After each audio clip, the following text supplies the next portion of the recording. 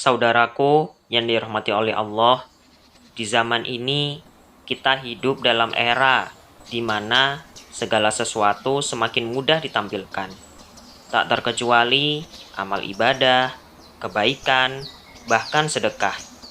Bisa langsung diunggah hanya dengan satu klik.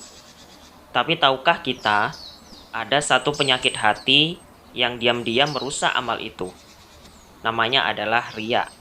Riya adalah suatu kondisi di mana kita beramal dengan niat ingin mendapat pujian manusia, bukan ikhlas karena Allah.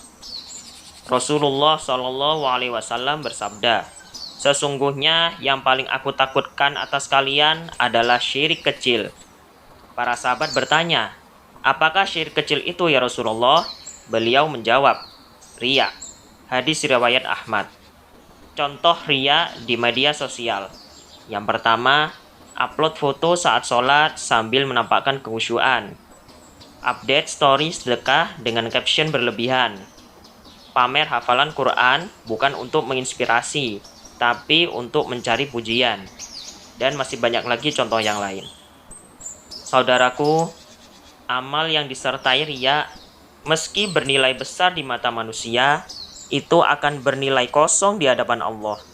Bahaya besar riya, yang pertama, amalan ditolak dan tidak bernilai di sisi Allah. Yang kedua, menjerumuskan pada syirik kecil. Dan yang ketiga, menjadikan hati bergantung pada makhluk, bukan kepada Allah. Rasulullah SAW bersabda, Allah Azza wa Jalla berfirman, Aku adalah zat yang paling tidak membutuhkan sekutu. Barang siapa melakukan amal dan menyekutukanku dengan selainku, maka aku tinggalkan dia dan sekutunya. Hadis riwayat Muslim. Lalu, kalau kita sudah terlanjur posting kebaikan di sosmed, gimana Ustadz? Tenang, riya itu ada tanda-tandanya yang harus diwaspadai.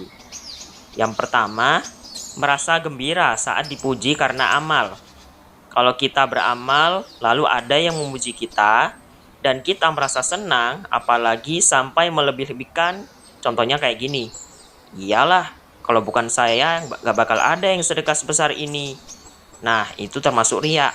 Yang selanjutnya, sedih dan kecewa jika tidak ada yang memuji. Jadi ketika kita beramal, lalu tidak ada yang memperhatikan, dan kita merasa kayak sia-sia untuk beramal, itu juga termasuk riya.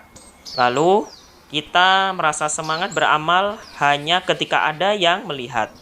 Nah, ini juga terutama untuk para konten kreator seperti saya. Jika kita share atau posting kebaikan, janganlah fokus untuk mendapatkan banyak like, komen, atau share. Fokuslah untuk share hanya karena Allah Subhanahu wa Ta'ala. Lalu bagaimana cara mengobati riya? Yang pertama, perbaiki niat sebelum, saat, dan setelah beramal. Niatkan karena Allah Subhanahu wa Ta'ala, bukan karena mendapat perhatian manusia.